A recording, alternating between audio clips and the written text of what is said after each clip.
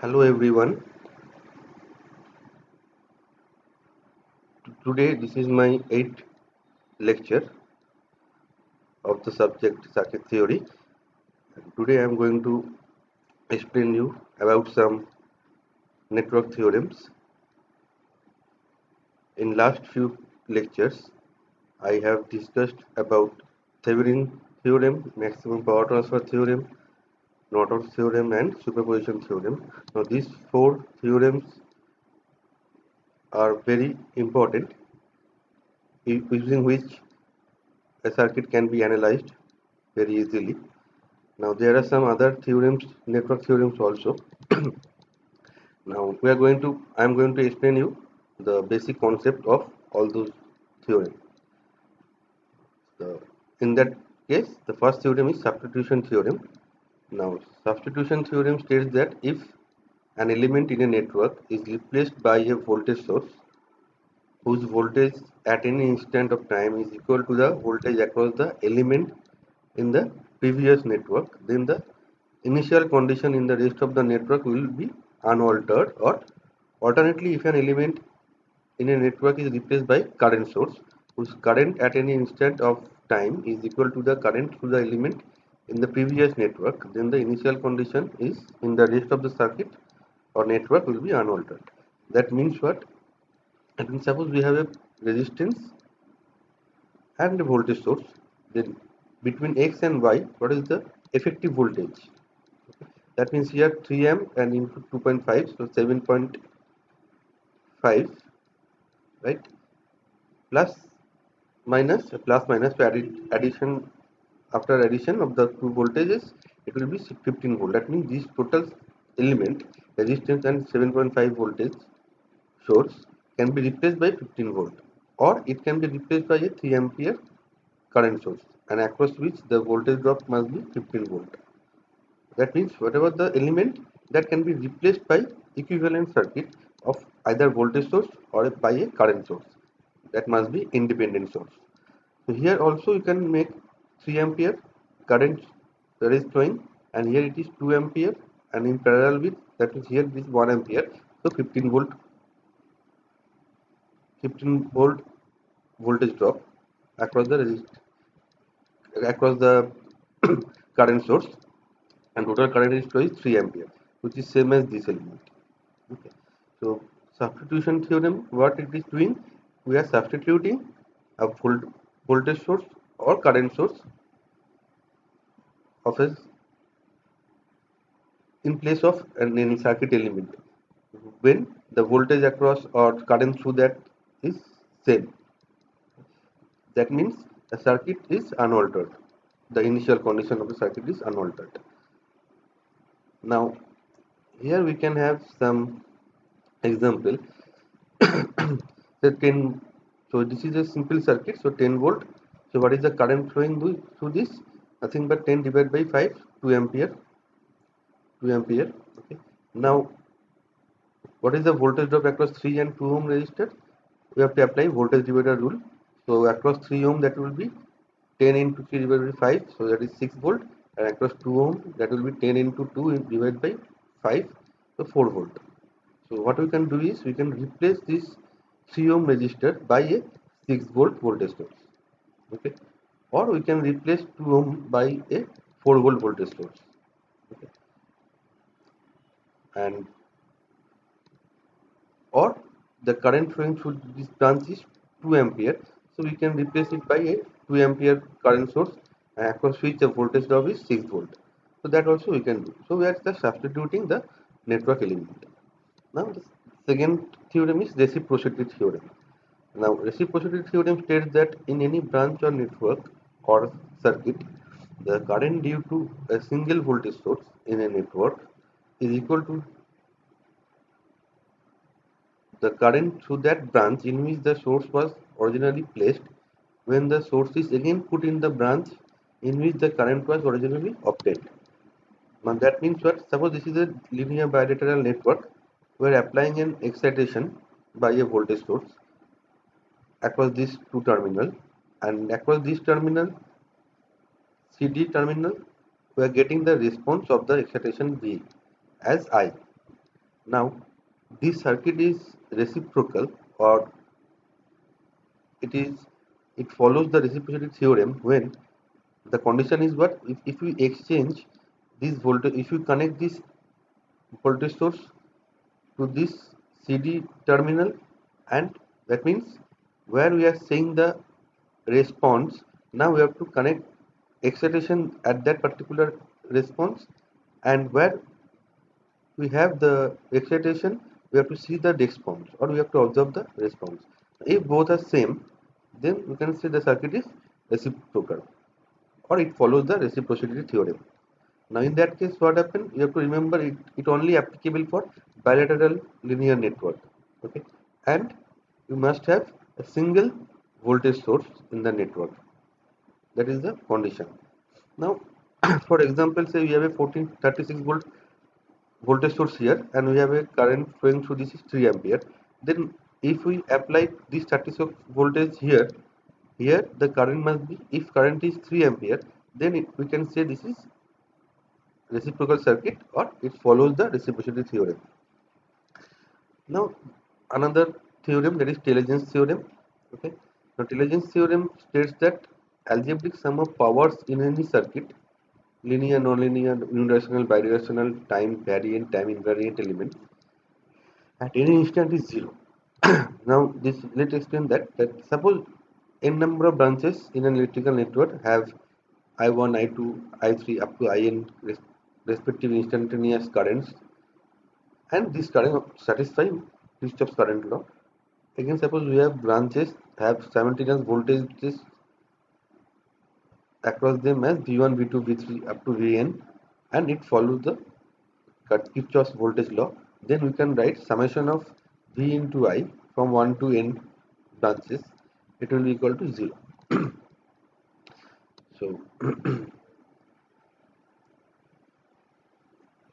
so that is the point. That means it is, this Taylor-Jensen theorem is applicable to all nonlinear, linear, unidirectional, bidirectional, time variant elements, for all the circuit element. Okay. Say, for example, what we can do is, say we can analyze this circuit. Say for that, say V1, V2, V3 is 723 volt. V1, V2, V3 is 732. Then what should be the voltage of V4? According to KVL, 3 to 5, this would be 2. Then that will be equal to, summation will be equal to 0. So V4 must be equal to 2 volt. Say V5 is 3 volt. Say V5 is 3 volt, and V2 was also 3 volt. V V2 V3 is 3 volt, so V5 must be equal to 3 volt, because this sum in this, if we apply KVL, this must be the same voltage, obviously opposite polarity, minus to plus, here it is plus to minus. Now V4 we found as 2 volt, so V6 must be 2 volt only, right? So V6 must be 2 volt. Now if we apply current, whatever the current flowing, say I1 is 5 amp, say I1 is 5 amp, then I2 must be equal to minus 5 amp. But at node B, it summation should be equal to 0. Now say I3 is 3 ampere, so I3 is 3 ampere. This is minus 5 ampere I2. Then what should be I5?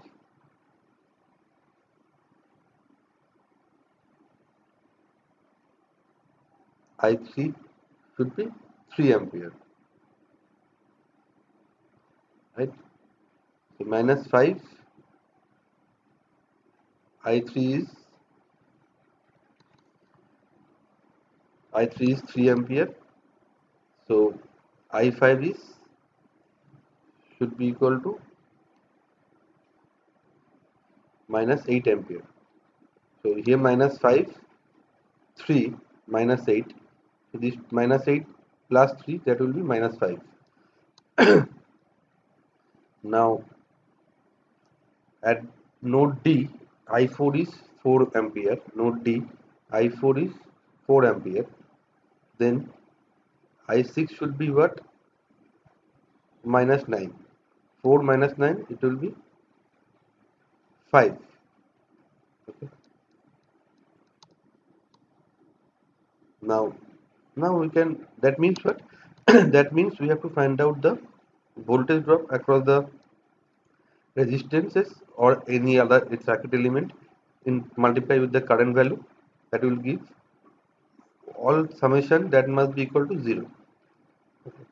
So if we multiply all V and I, then summation is equal to 0. So that is the concept. Now say compensation theorem. Now compensation theorem states that in a linear bilateral time invariant circuit, when the resistance of an uncoupled branch that is not magnetically coupled together carrying current I change its resistance RL plus delta RL, there is a change in current delta I. Okay. So this is a source, this is a network. We have a RL resistance. Previously I current is flowing. Now say RL resistance value changed to RL plus delta RL, and that means current also changed I plus delta I. Okay. Then what happens? And there is a change in current in the same branch, and we can obtain this change in current delta I by adding a compensating voltage source, which is Vc equal to I into delta RL, okay, in series with RL plus delta RL, and by replacing all other sources in the source network by their internal resistances. That means if it is an ideal independent voltage source or current source, voltage source you have to make it open short circuited, and current source you have to make it open circuited. Now, to directly find delta I using compensation theorem for the circuit, we have to replace the circuit by the circuit shown here. That means what? This is your circuit. RL changed to delta RL, current changed to I plus delta I. That means, say this is delta I, RL plus delta RL, and here we have to add a VC compensating voltage, that is I equal into delta RL, that is opposing the current of flow of the current. Okay. So we are adding compensating voltage in series with R plus delta RL in the circuit, finding the Thevenin resistance of the source of the network, and where the voltage sources are short circuited. If it is, there is a voltage source, a current source that is open circuited, replacing entire network by RTH only. So here we have RTH, Thevenin equivalent resistance, and voltage source or current source are deactivated. So delta I is the current change. The incremental value R plus delta L is the new resistance value. But here what we are doing, we are adding a compensating voltage, which value is Vc I into delta RL. Here we replace the voltage sources of the source network with the short circuit. Then we replace the current source in open circuit. Okay. Here we also replace the Thevenin voltage of source network with the short circuit. Now RTH is Thevenin equivalence for Thevenin resistance of the source network. Now from this loop, within this loop, what we can write? RTH into delta I plus RL plus delta RL into delta I plus Vc equal to 0. Okay. KVL. So delta I equal to what? Nothing but minus Vc divided by RTH plus RL plus delta RL. Okay.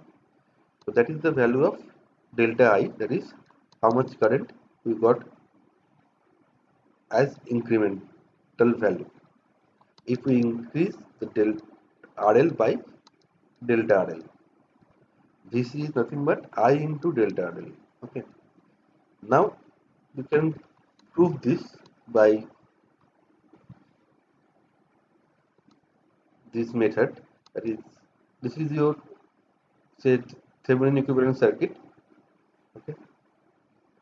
Source network RL, we got the Thevenin equivalent circuit. This is say VTH or V0 RTH RL. Okay, so from this circuit, what is the value of I when before RL value increment by delta RL? I equal to nothing but V0 by RTH plus RL. Okay, now say RL changed to RL plus delta RL, and current now is delta I. Okay, then what we can do is we can convert this by short circuiting the voltage source RTH. Delta I current is flowing, RL plus delta RL, that is with RL with incremental value, and we have to connect a voltage source of compensating voltage that is equal to delta I into delta RL. Now this circuit convert into this according to compensation theorem. Now here I dash equal to what? Nothing but V0 by RTH plus RL plus delta RL from this circuit. And when delta I is nothing but I dash minus I, that is the incremental value. Now what we can write? We can write this we can put this delta I here, I dash value here, and I value, which is this one, equation 1, that we can put, so we get this expression delta I. Now we can solve it. Okay, we can solve it, and what we get? Delta I equal to minus I delta RL divided by RT plus RL plus delta RL, and I delta RL is nothing but VC, which is minus VC. So this is the proof of that. That means incremental current is nothing but I into delta RL. Okay, I is the previous current to the network, delta RL is the incremental load resistance divided by RTH plus RL plus incremental load resistance. So here compensation theorem tells that with the change of branch resistance, branch current changes, and the change is equivalent to an ideal compensating voltage in series with the branch opposing the original current. Okay. This is the main point you have to remember, opposing the original current. Okay, so this is the direction plus minus.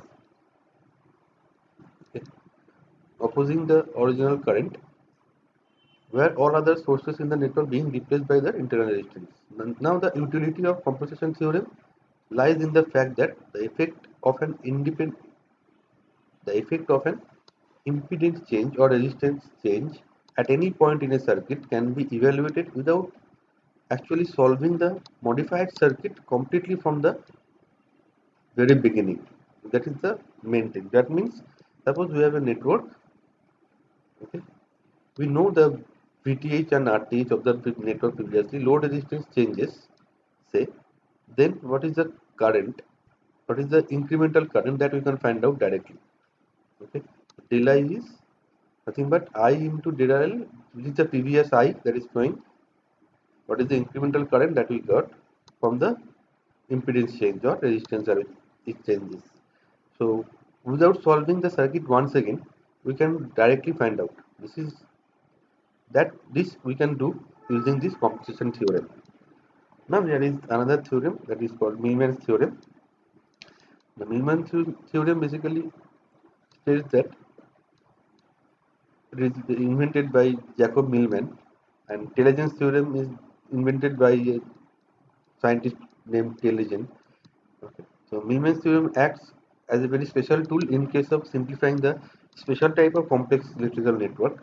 This theorem is nothing but a combination of Thevenin and Norton theorem. It is very useful theorem to find out voltage across the load and current through the load. This theorem is also called parallel generator theorem. Now, Millman's theorem is applicable to a circuit which contain only voltage sources in parallel or mixture of voltage and current sources connected in parallel only. So this is the condition of when we have to apply Millman's theorem. Okay. So let us consider this parallel circuit, voltage source which is in series with resistance, and there is a load resistance. Then what Millman's theorem states that we can convert this circuit into its equivalent circuit. So VE, RTH, and RL is connected here across that. Now how we can find out VE? VE is nothing but V1 by R1 plus V2 by R2 plus V3 by R3. So all the current value I equal to P by R divided by parallel resistance. So 1 by R1 1 plus R2 plus 1 by R3. That is equal to summation of V by R divided by summation of 1 by R. That will be equal to your equivalent voltage if all the voltage sources are connected in parallel. Then RTH will be equal to what? All the resistance are in parallel. That means 1 by R1 plus 1 by R2 plus 1 by R3, and you can go on. Now the load current will be what? Nothing but IL equal to VTH or VE divided by RL plus RTH, and load voltage will be IL into RL. This is simple Ohm's law. Okay. So this point only you have to remember. RTH, you know, that is parallel circuit, there is no problem. VE only you have to remember, that is summation of V by R divided by summation of 1 by R. Let us take one example of that. Say this is a circuit, complicated circuit, and you have to find out load current. Okay.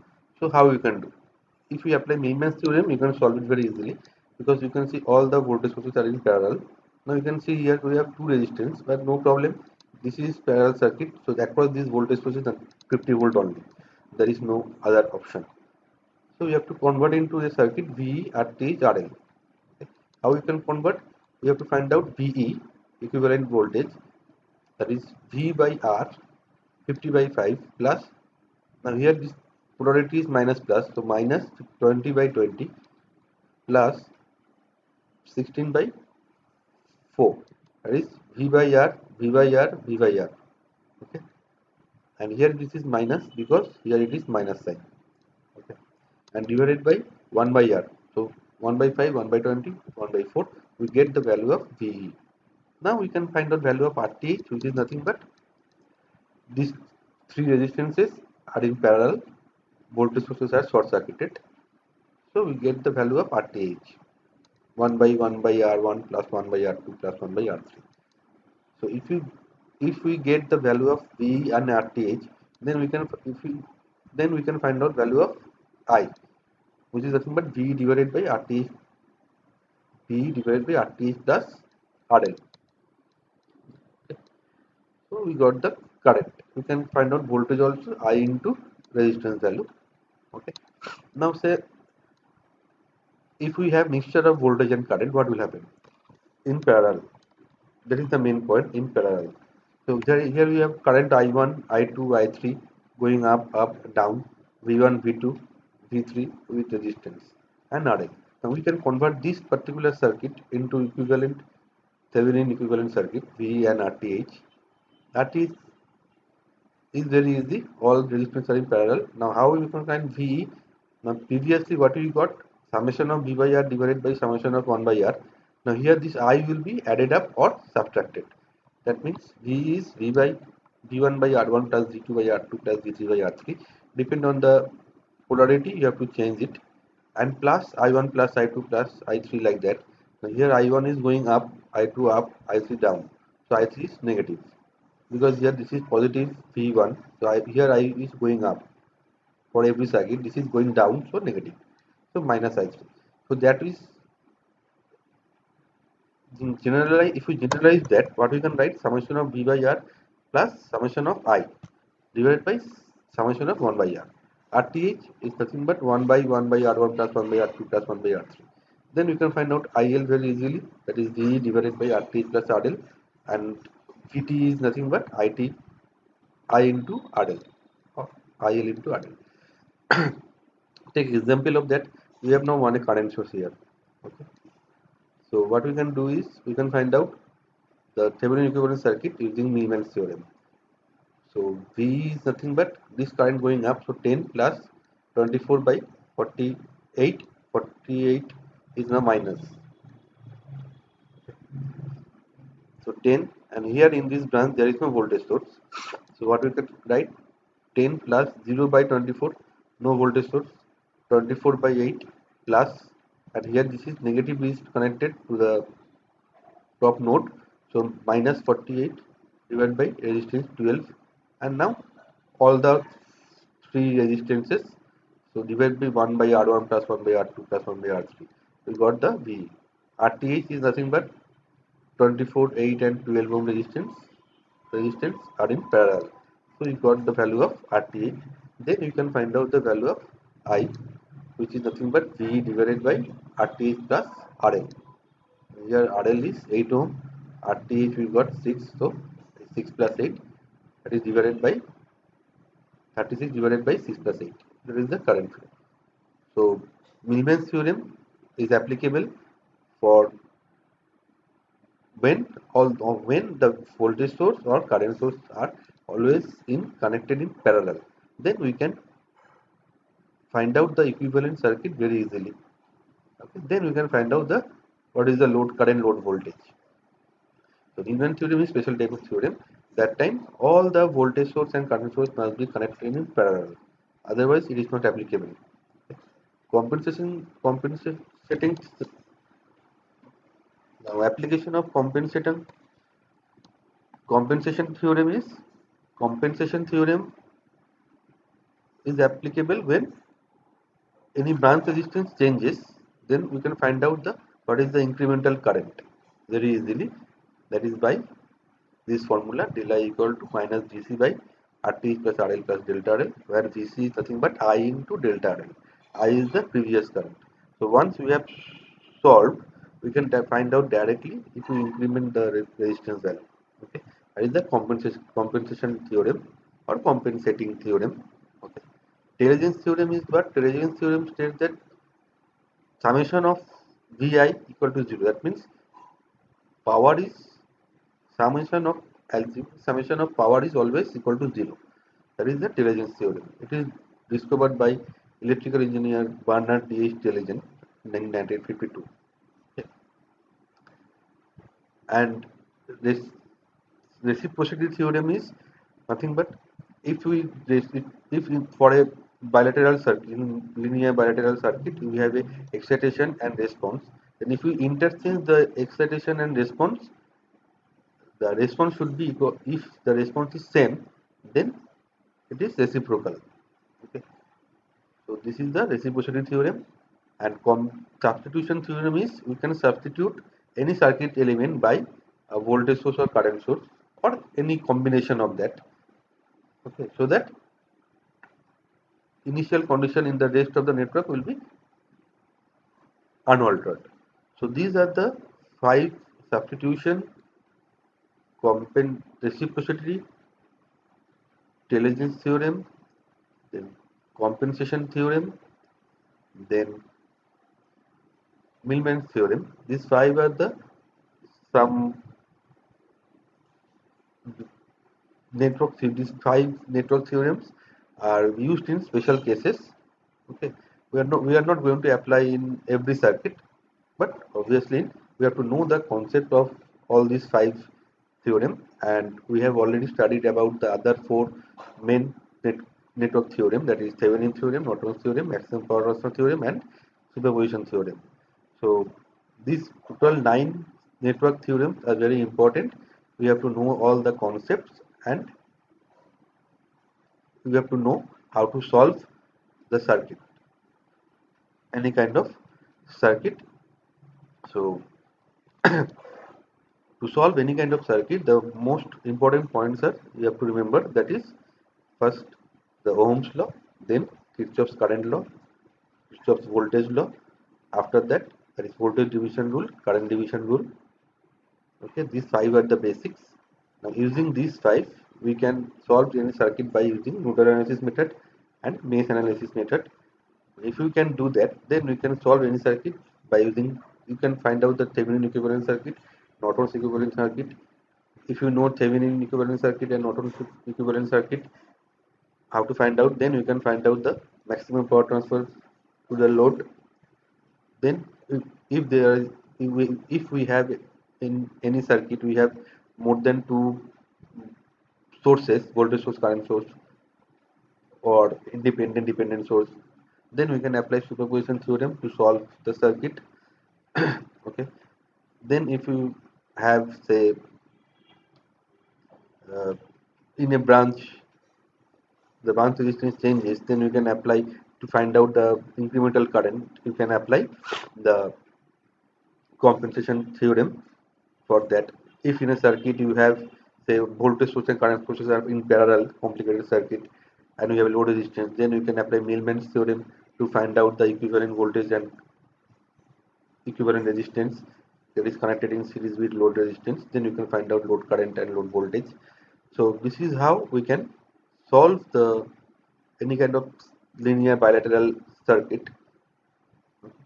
So try to practice all those 9 network theorem. Remember the concept and try to practice more and more so that you will be confident to solve any kind of circuit. Any kind of means that is linear bilateral circuit. So this is it for today. Thank you so much.